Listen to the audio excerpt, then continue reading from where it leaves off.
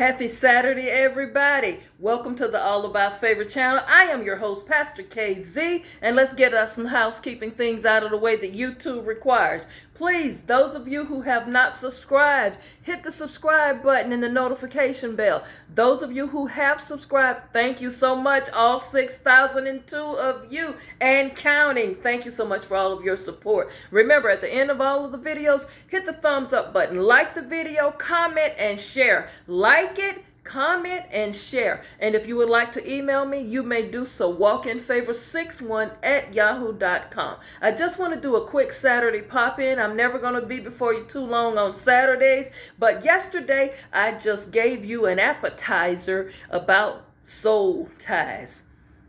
You know what? I'm not going to devote a whole lot of time to this because I'm going to do a whole series on that. But I just wanted to put that out there in your thought to get your minds to marinating on that.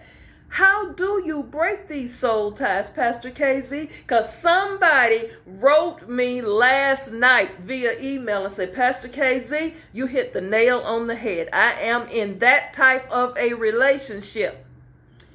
Okay. Let me just say this, and again, this is just my opinion. I'm not offering any professional services, any professional counseling or therapy sessions. That is why you are continuing to journal and you are continuing to go to your own personal therapist and counselor. But this is just my opinion. One of the things you need to do, if they have given you any gifts, any flowers, cards, jewelry, etc., clothing, articles of clothing, get rid of it ASAP. Get rid of it. You don't need things to remind you of that soul tie. Get rid of it. Yeah, man. Them women out there giving y'all some jewelry. You know you didn't go and buy that. You know you didn't put that outfit together. Your soul tie bought you that outfit. Get rid of it. Women, he's bought you little trinkets of jewelry, little bracelets, little things. Get rid of it. I don't care. Pastor Casey, he gave me a 2-carat diamond. Get rid of it. You don't need any reminders of this. Get it out of your house. Next thing you need to do, reject all forms of communication with that person. What am I saying in a nutshell? No more texting them. No more DMing. No more messenger. No more phone calls. No more social media contact. Kill all contact with that person. Cut them off. Ghost them. Delete their contact information. Block them from contacting you. And tell them, don't call my phone anymore. Don't text me. Don't email me. Don't fax me. Don't come on my job. First of all, you idiot, why you got your soul tie coming on your job? Well, Pastor K, he worked at it. Again, you're doing what the work husband did. Haven't learned your lesson yet. Please, no more contact with that person. Cut them off. But Pastor KZ, I don't want to hurt them. I told you yesterday, this is not going to end up well because one of y'all beginning to catch feelings. You know, you think you just playing around. Oh, we just hooking up. This is what they call it, friends with benefits type things. Why is it that in those kind of relationships, I keep getting these emails, you started off as friends with benefits or just kicking it partners, and one of y'all done caught feelings and done fooled around and fell in love. How you falling in love with a married man? He ain't gonna leave his wife, girl. You hear me? That rarely happens, and when he does, once you get him, you realize you don't really want him now. Know why? What Betty Wright said. I think Betty Wright or Millie Jackson. Y'all wondering, Pastor Casey, how you know all of this? Millie says she don't want him anyway. She ain't gonna wash his clothes. She ain't got to be committed to cooking his meals. That's what the wife do.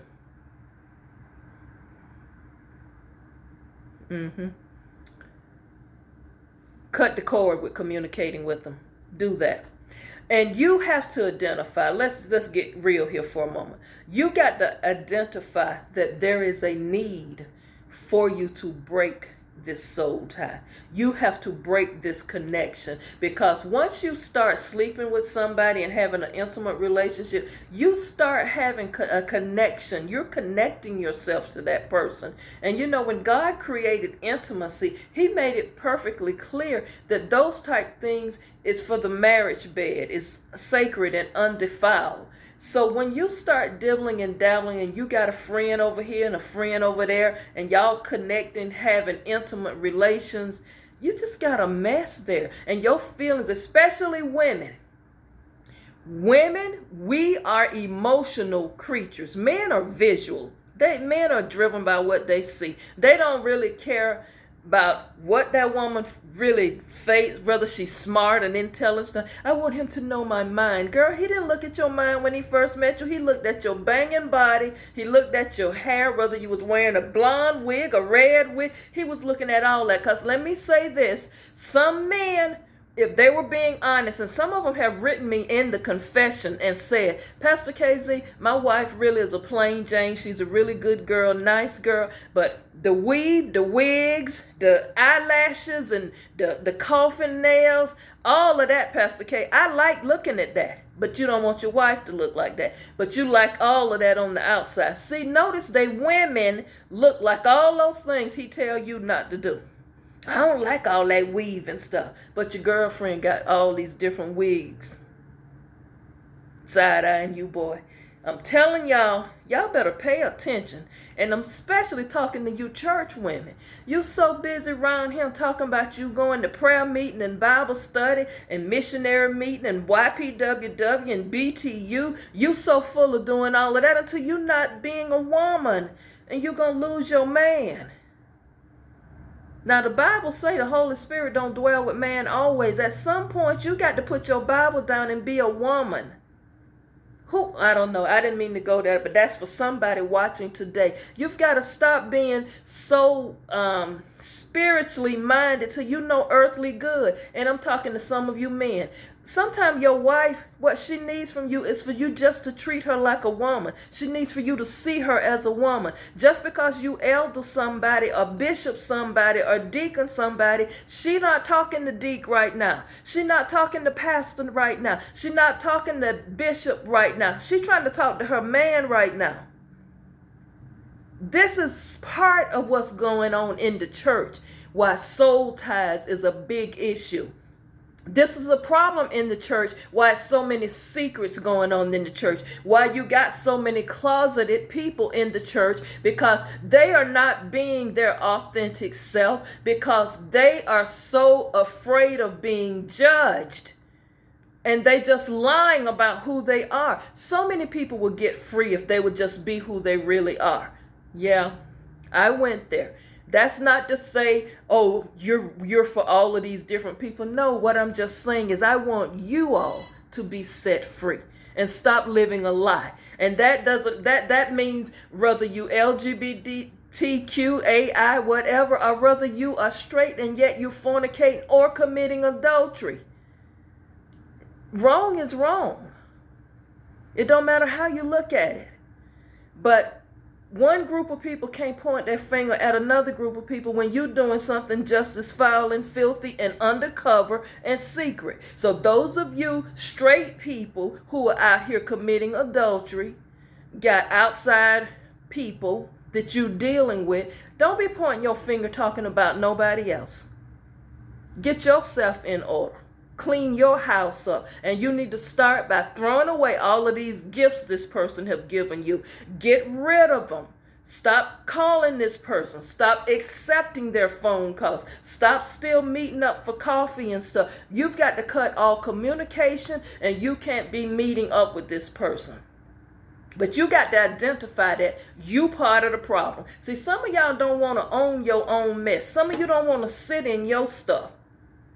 You got to be honest with yourself, and you got to admit that, you know what, I got into a relationship, I'm doing some things I should not be doing, and I don't need to be doing this. You know, whatever I got going on at home, I need to fix this and straighten it out before I move to another relationship. And some of you, you know what, you don't even realize this. Some people just can't stand being by themselves until they just keep hooking up with people. Y'all, it's all right to date yourself sometime.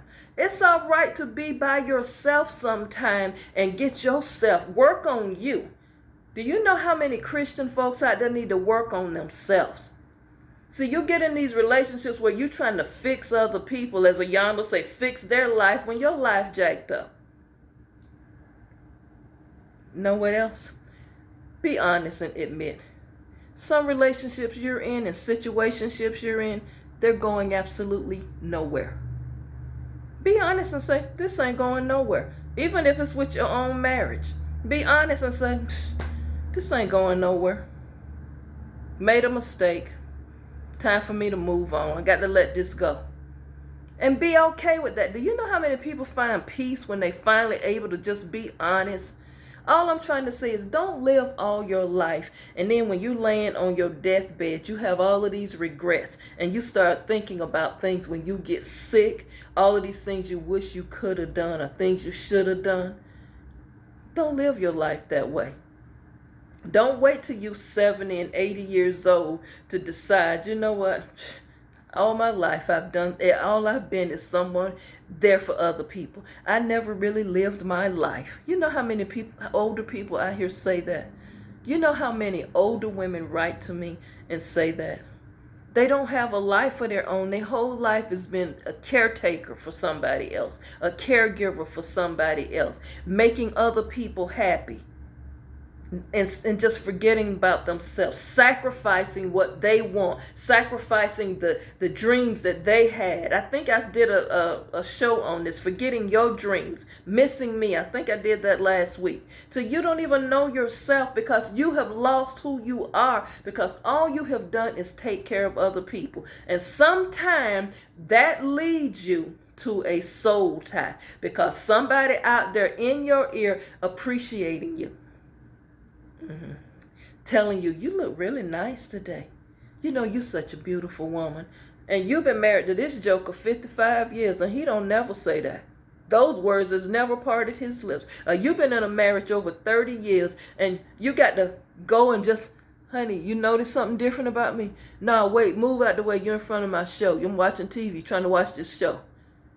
He ain't noticed that you done colored your hair, and your hair been dyed 3 weeks. Food for thought. Just popping in on this Saturday. Y'all think about it. But also, when you find yourself in a soul tie and you're ready to move on and get out of it, start praying. Start praying and asking God to forgive you. And also, if you need to go on a fast and a cleansing and a detoxing yourself, do that. But you know what? I so believe that in forgiveness, the power of forgiveness, I so believe in that. And you know what the beautiful thing is about God? When he forgives you, he throws it in the sea of forgetfulness. People are not like that. Even if they say they've forgiven you, they're going to remind you and browbeat you and throw it up in your face all the time. That's not forgiveness.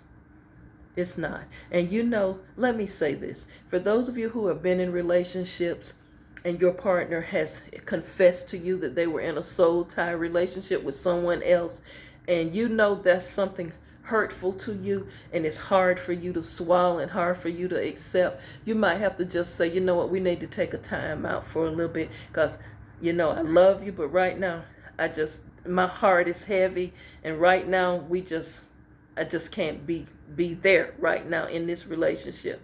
I just need to take a break. And sometimes you got to take a break. Even in a marriage, you have to say, yes, we still married. We still living in the house together. But right now, things ain't going to be just like they used to be. You're going to have to give me some time to pray about this and let God just heal me of this hurt. And that's okay because you're still being honest. Have a wonderful Saturday and be blessed. And I hope to see you back tomorrow. And I'll give you a brief word for today.